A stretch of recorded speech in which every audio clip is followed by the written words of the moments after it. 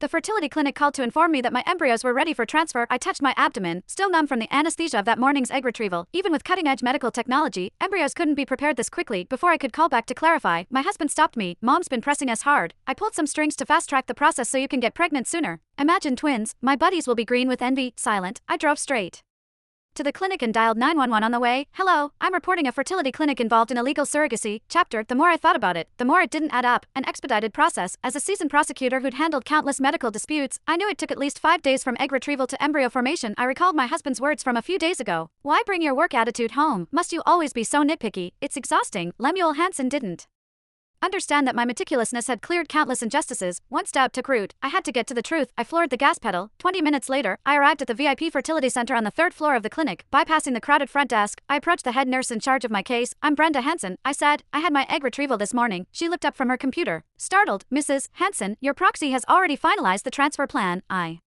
froze, confused. Proxy, Dr. Ainsley Bailey came in person to confirm everything is on track. She explained. Ainsley Bailey, my grip tightened on my car keys. I never appointed a proxy. The nurse stood up, visibly annoyed. But your file lists Dr. Bailey as your proxy. She even contributed her own eggs for the embryo cultivation. She clapped a hand over her mouth, realizing she'd revealed too much, and avoided my gaze. Ainsley was doing it again.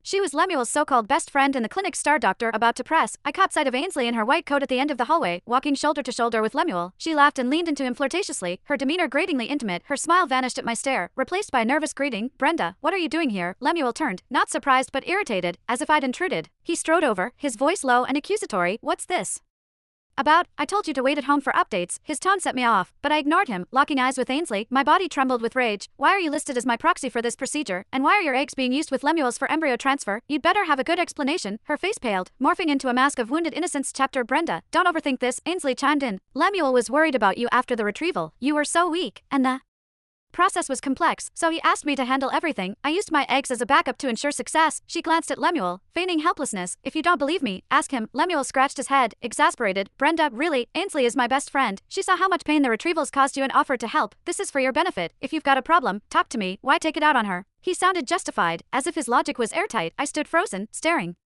back at the man I'd loved for 3 years. Whenever Ainsley was involved, he'd take her side without question. The onlookers began whispering. Sounds like she can't have kids and is too proud to admit it. The doctor is trying to help, but she doesn't appreciate it. Typical rich family drama. She is jealous of her husband's closeness to someone else. Ignoring them, I fixed my tear-filled eyes on Ainsley. Helping. Using your eggs with Lemuel's behind my back. That's your idea of help. I was healthy.